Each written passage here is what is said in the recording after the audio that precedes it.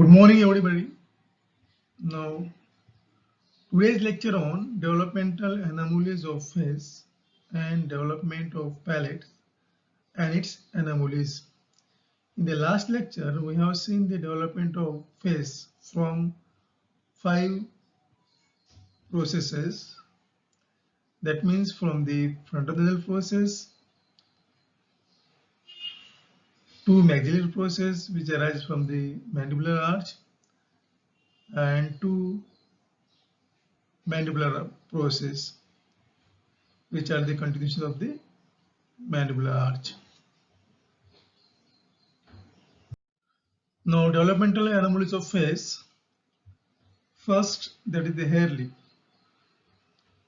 The upper lip of the hair normally has a cleft. That's why name is hair lip. Hence, the term hair lip is used for the defects of the lips. The first,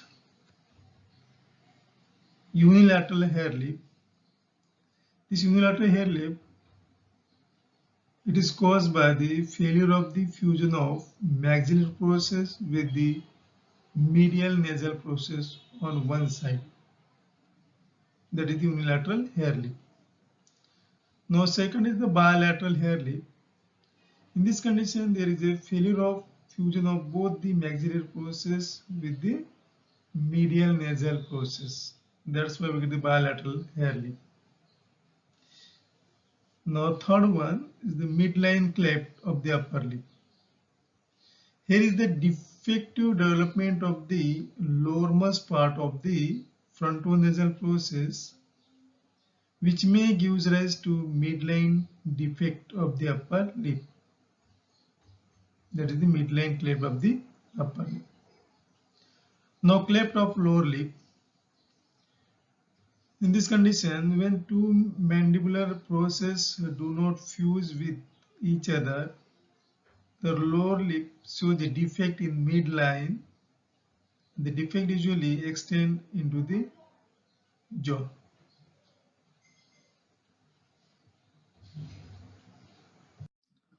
Now, this diagram showing the various varieties of the hair lip. Now, the diagram here is showing the small unilateral hair lip.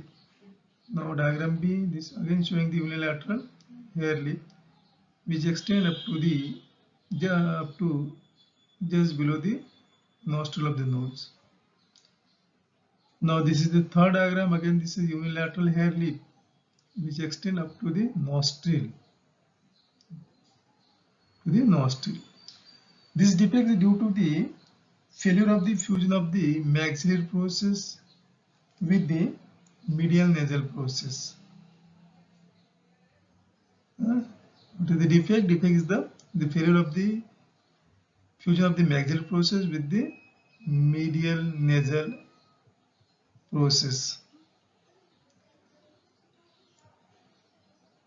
Now, fourth diagram, that is the D, is showing the bilateral hair lip.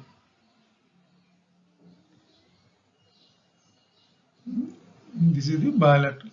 On both the sides there is a hair lip, that is known as bilateral hair lip. In this, there is a failure of the fusion of both the maxillary process with the medial nasal process. There is a failure of fusion on both the sides. Now, this diagram is showing the midline cleft of the upper lip. There is a defect in the development of the lowermost part of the frontonasal process that may give rise to midline defect in the upper lip. That is known as midline cleft of the upper lip. Now, this last diagram showing the hair lip of the that is cleft in the lower lip. When the two mandibular process do not fuse to each other, Then there occurs the lower lip cleft in the midline, and this defect may extend up to the into the jaw. Now, third point, that is the oblique facial cleft. This occurs due to the non-fusion of the maxillary and the lateral nasal process, which gives rise a cleft running from the medial angle of mouth to the medial angle of the eye to the mouth. And in this condition, there is no formation of the nasolacrimal duct. Now, fourth point, macrostomia. Nothing but the wide mouth. There is a inadequate fusion of the mandibular and maxillary process with each other may lead to the abnormal wide mouth. Now, fifth one, macrostomia, also known as small mouth. This is due to the too much fusion of these two processes, mandibular and maxillary process, may result in the small mouth, that is macrostomia. Now, sixth point, nose may be bifid. Sometimes nose becomes bifid. This may be associated with the median cleft lip. Both these occur due to the bifurcation of frontonasal process. Occasionally, one half of it may be absent. The proboscis, very rarely nose form a cylindrical projection, that is known as proboscis or proboscis.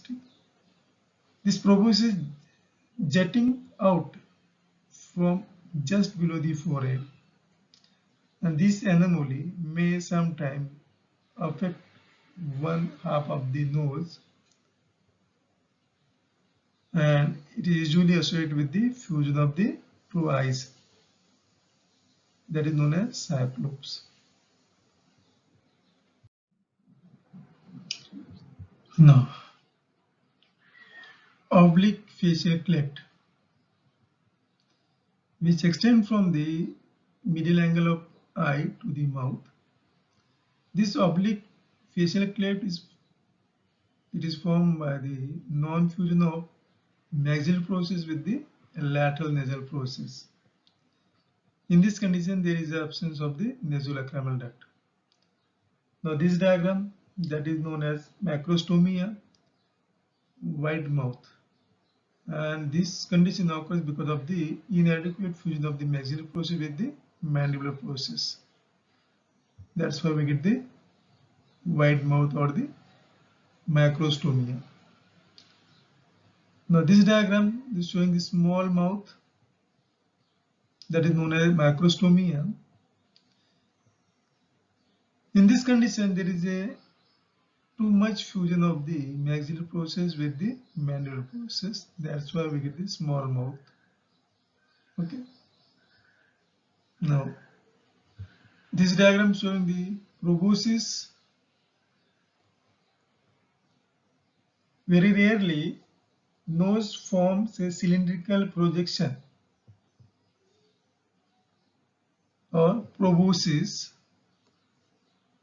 is jutting out from the just below the forehead. This condition is associated with the fusion of the two eyes, and there is a median eye, that is known as cyclops. Here there is no nose is missing here.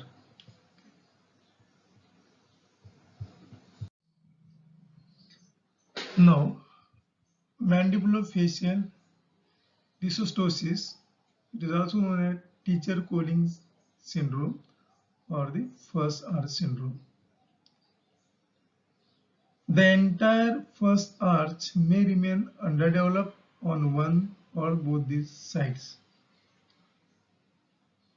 This may affect, this is affecting the lower eyelid. When the lower eyelid is affected, there is a coloboma type defect. It is also affect the maxilla, mandible, and the external ear. Prominence of the cheek is absent, and ear may be displaced ventrally and caudally. And there may be presence of cleft palate, and there is a faulty dentition.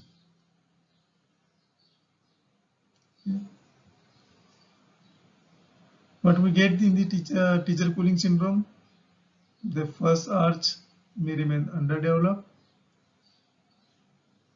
that affect the lower eyelid, maxilla, mandible, and external ear. The prominence of cheek is absent. Ear may displace ventrally and caudally, and there may be presence of the cleft palate, and there is a faulty dentition. Now, second topic, development of the palate. Palate develops from the three components. One is primary, or it is also known as primitive palate. Two is secondary palate, or the palatal process. Now, primary or the primitive palate develops from the frontonasal process, and the secondary or the palatal process, which arises from the each maxillary process, right and left. The palate like self grows medially, and this is called palatal process of maxilla. The primary palate, the fusion of the two medial nasal process, that is right and left, of the frontonasal process at a deeper level form a vase-shaped mass of the mesenchyme opposite the upper jaw, carrying the incised teeth. The part of the palate derived from the frontonasal process form the premaxillary or the primary palate, which carries the incised teeth, and this ossifies and represents the only small part lying anterior to the incisus fossa. Now, secondary palate, from each maxillary process, a palate like self grows medially, and this is called the palatal process of the maxilla. The palatal process of the maxilla are hook-like projection on either side of the tongue. Later, they assume the horizontal position above the tongue and fuse with each other, forming a secondary palate. At a later stage, the mesoderm in the palate undergoes the intramembranous ossification to form a hard palate. However, the ossification does not extend into the most posterior portion, which remain as a soft palate. The secondary palate form the most of the hard palate and whole of the soft palate. The secondary palate, they are derived from the maxillary process. Okay, that is known as palatine process, which grow medially and horizontally over the tongue and fuse, forming the secondary palate. Now, on the latter stage, the mesoderm in the palate undergoes the intramembranous ossification to form the hard palate. This ossification does not extend into the most of the portion which remain soft palate. That's why the secondary palate they develop from the maxillary process. Okay. Now this is the imaginary horizontal section through the right and left maxillary process and frontal process. This is the frontal process, this is the maxillary process, right and left. From the frontal nerve process, we get the development of the primary palate, that from the premaxilla. These are the maxillary process which gives rise to horizontal palatine process. Now the vertical section across the right and left maxillary process, right and left maxillary process. This view similar to the B after establishment of the nasal cavity. The nasal septum is beginning to form. Now the nasal septum is derived from the again frontal nasal process. This is the view similar to the C. At later stage, the palatal process grows medially from its maxillary process. These are two maxillary processes from which we get the palatal process, which grows medially over the tongue. This is the nasal septum.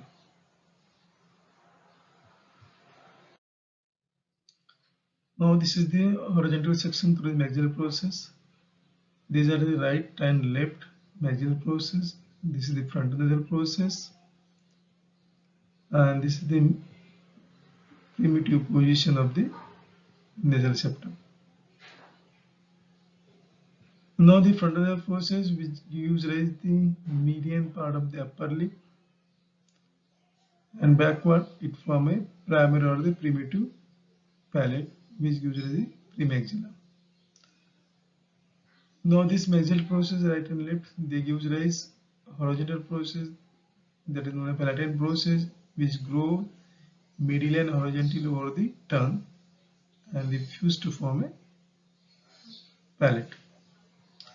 Now this is the position of the nasal septum, which is also derived from the frontonasal process.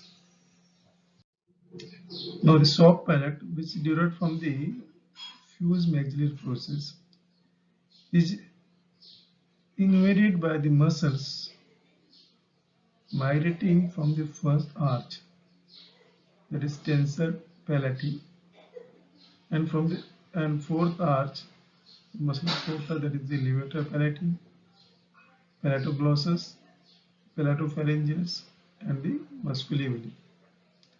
Now definitive or permanent palate is formed by the fusion of the three parts as follows. First, the fusion of the palatine process of maxilla with the primitive palate.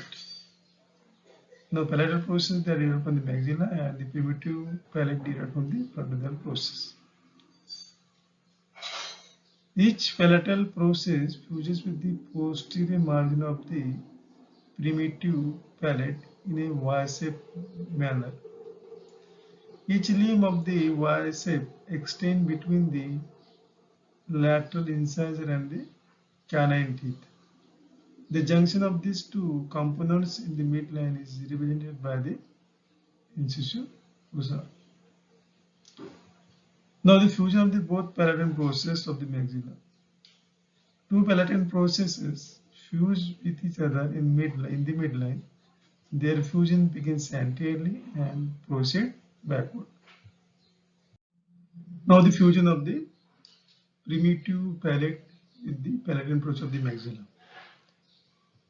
Now these three processes undergo the Y-shaped fusion. Now this is the primitive palate which is derived from the frontonasal process and this part from the premaxilla.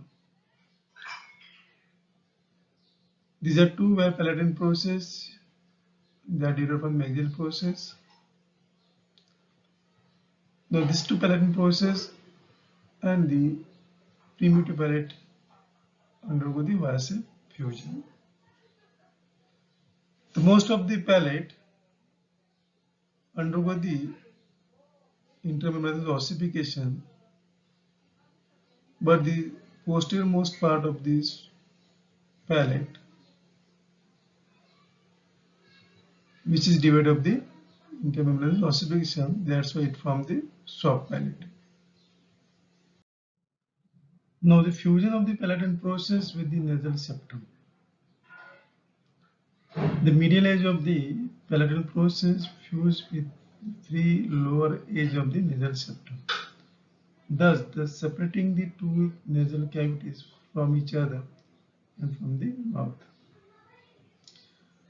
Now the anterior 3/4 of the permanent palate is ossified in the membrane and form the hard palate, while the posterior 1/4 is unossified and that from the soft palate. No, congenital anomalies of the palate, cleft palate. Now, defective fusion of the various components of the palate gives rise to cleft in the palate. Various components that are the primitive palate and the two secondary or the secondary palate. Now, primitive palate derived from the frontal process and secondary palate is derived from the maxillary process. First, complete cleft palate. A bilateral complete palate. The failure of the fusion of the both palatine processes of the maxilla with the premaxilla. Y-shaped cleft will be present between the primary and the secondary palate and between the two halls of the secondary palate. It presents bilateral clefts of the upper lip also. Now B, unilateral complete plates, unilateral complete cleft. Non-fusion of the one side of the palatine process of the maxilla with the premaxilla. It presents the unilateral cleft of upper lip. Now, incomplete cleft palate. First, cleft of the hard and the soft palate. Cleft involves both hard and the soft palate. Cleft palate of soft palate, cleft limited to the hard palate only, and bifid uvula. Third, cleft limited to the uvula. Now the varieties of the cleft palate. Diagram is showing the complete cleft palate. This premaxilla or the premaxilla is not fused with the palatal portion of the maxilla. And this is accompanied by the bilateral cleft hair lip. Bilateral hair lip. This is the premaxilla. These are the two palatal portion of the maxilla.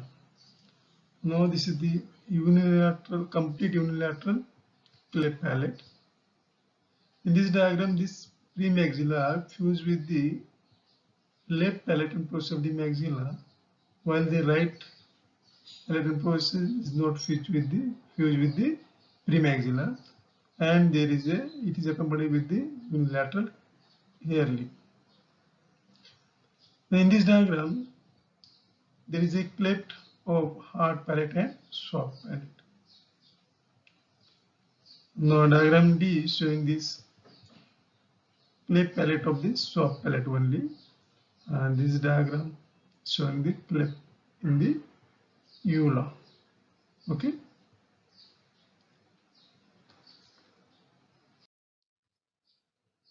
This is about the development of the palate and developmental anomalies of the face. Okay. Thank you.